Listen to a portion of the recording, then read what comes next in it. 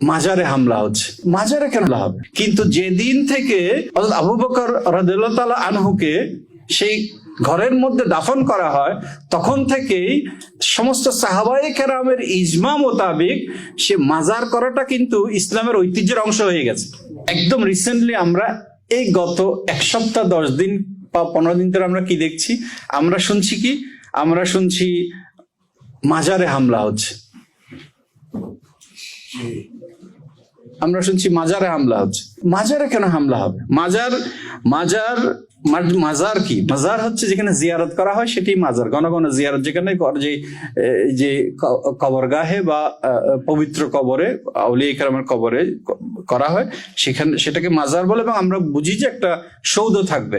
এই সৌধ করা, আম্বিয়া কেরাম দাফন করা ছিল, নিজেদের হুজরার মধ্যে দাফন করার যে রীতি ছিল সেটি ছিল খাস। প্যারা নবী সাল্লাল্লাহু আলাইহি সাল্লামকে নিজের হুজরার মধ্যে, ঘরের মধ্যে, ছাদওয়ালা একটি ঘরের মধ্যে ওনাকে দাফন করা হয়। কিন্তু যেদিন থেকে হযরত আবু বকর রাদিয়াল্লাহু তাআলা আনহুকে সেই ঘরের মধ্যে দাফন করা হয়, তখন থেকেই সমস্ত সাহাবায়ে কেরামের ইজমা মোতাবেক সে মাজার করাটা কিন্তু ইসলামের ঐতিহ্যের অংশ হয়ে গেছে।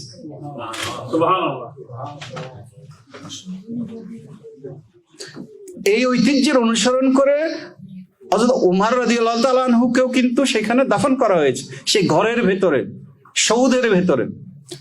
এখন কেউ যদি মাজার ভাঙতে চায়, নাউজুবিল্লাহ, তাকে প্রথমে মদিনার সবুজ গম্বুজকে ভাঙতে হবে। তার সেটি ভাঙার দাবি তাকে তুলতে হবে, নয়তো সে কোনো মাজারে আক্রমণ করার কথা চিন্তাও করতে পারে না। হ্যাঁ, হতে পারে সবার হয়তো কোনো মাজার, হয়তো বানোয়াট মাজার হতে পারে, কোনো মাজার নামদারি মাজার, সেটি মাজার না। আমরা তখন সেটাকে মাজার বলবো না। কোনো মাজারে হয়তো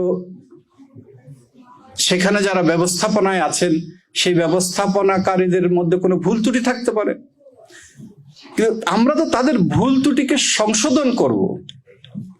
আমরা তো আইন নিজের হাতে তুলে নিতে পারি না। এখন আমরা যখন ভাঙতে যাই, তখন আমরা আসলে কি আমরা সেখানে অপরাধ আছে কি নাই সেটা আমরা দেখি না। আমরা বোস্ট করি, আমরা অহংকার করি যে মাজার ভাঙতে হবে। ঘোষণা দেওয়া হচ্ছে যে মাজার ভাঙবে, মাজার অন্যায়ের। এখন ক্রোধটা কি আসলে মাজারে ঘটে যাওয়া কোনো অন্যায়, নাকি সে মাজারের প্রতি ক্রোধ? এটি আমাদেরকে বুঝতে হবে। আমরা মনে করি না যে সবাই এই কথাটি বলছে।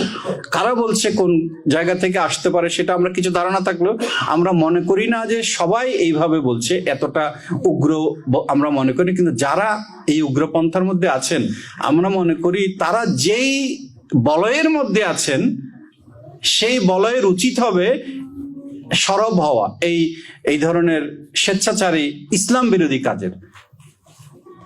কারণ দাঙ্গা হাঙ্গামা সৃষ্টি করা এটি কোনো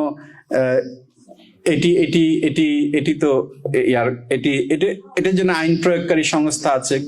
কোথাও যদি কোনো, আমি সেখানে হস্তান্তর করব, সোপর্দ করব, কিন্তু আমি তো আইন নিজের হাতে তুলে নিতে পারি না। মাজারগুলো একজন আল্লাহর ওলি দাওয়াত দিয়েছেন মানুষকে ইসলামের পথে, সত্যের পথে, আলোর পথে। অসংখ্য মানুষকে আলোকিত করেছেন। সেখানে তাকে ঘিরে অসংখ্য মানুষ আসা যাওয়া করেছে, শিক্ষা দীক্ষা নিয়েছে। সেখানে লঙ্গরখানা হয়েছে, মানুষ নানান ধরনের মাদ্রাসা হয়েছে, স্কুল হয়েছে, নানান ধরনের কল্যাণমূলক প্রতিষ্ঠান গড়ে উঠেছে, মানুষের একটি সংগঠনের মতো গড়ে উঠেছে। ওনার যে মুরিদেরা আছেন, তাদের একটি সংগঠন মতো তৈরি হয়েছে, তারা সেখানে আসা যাওয়া করেছে। ওনার ইন্তেকালের পরও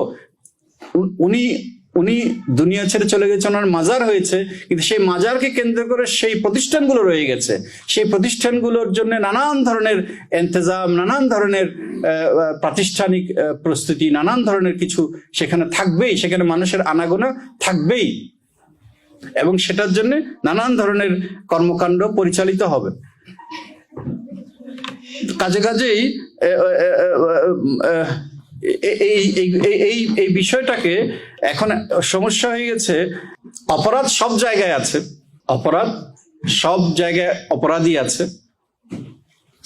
আমরা অনেক প্রতিষ্ঠানের নাম বলতে পারি যেখানে বড় বড় অপরাধীদেরকে আমরা দেখেছি, এবং তারা সেই প্রতিষ্ঠানগুলো যে যারা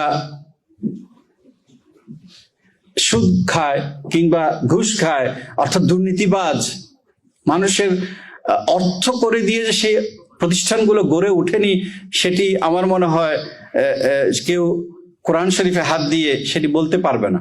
কিংবা এমন বড় বড় অপরাধের আমরা ইয়াও দেখেছি, সমাজে অহরহ দেখেছি বছরের পর বছর, যেগুলো মানে অকল্পনীয়, যে শিশুদের উপর অত্যাচারের যে, কিন্তু আমরা তো সেগুলো হচ্ছে ব্যক্তির অপরাধ মনে করি, সেগুলো তো আমরা প্রতিষ্ঠানের অপরাধ মনে করি না, ডেমোনাইজেশন আমরা করি না। কিন্তু মাজারে তো সব ফেরেশতারা থাকে না, সেখানেও ভুল ত্রুটি থাকতে পারে, অপরাধী থাকতে পারে, অপরাধ থাকতে পারে, কিন্তু তার জন্য পুরো মাজারের যে ইসলামের যে ঐতিহ্য, সে ঐতিহ্যকে আমি বিলীন করে দেওয়ার জন্য তৈরি হয়ে যাব, এই ধরনের একটি চেতনাকে আমরা ইয়াজিদিয়তের সেই চেতনার একটি অনুরণন, একটি ধারাবাহিকতা বলে মনে করি। তো এই জন্য গায়ের জোরে ভেঙ্গে চুরে সবকিছু যেভাবে একটা করার একটা চেষ্টা আমরা দেখতে পাচ্ছি। আমরা আশা করি তারা যে বলয়ের মানুষ, আমরা জানি না তারা কোন বলয়ের মানুষ, জানতে চাইও না, কিন্তু আমরা যে বলয়েরই হোক না কেন, আমরা আশা করব সেই বলয়ের যারা মুরব্বীগণ আছেন তাদের প্রতি আমাদের আকুল আবেদন থাকবে, তারা যাতে তাদেরকে বুঝিয়ে সুঝিয়ে নিরস্ত করেন, যাতে সামাজিক নানান একটি আমাদের সমাজ এমনিতে অস্থির এবং আরো অধিক অস্থিরতা থেকে যাতে সমাজকে তারা বিরত রাখেন এবং ন্যায় বিচারের প্রতি তারা যাতে শ্রদ্ধা পোষণ করেন।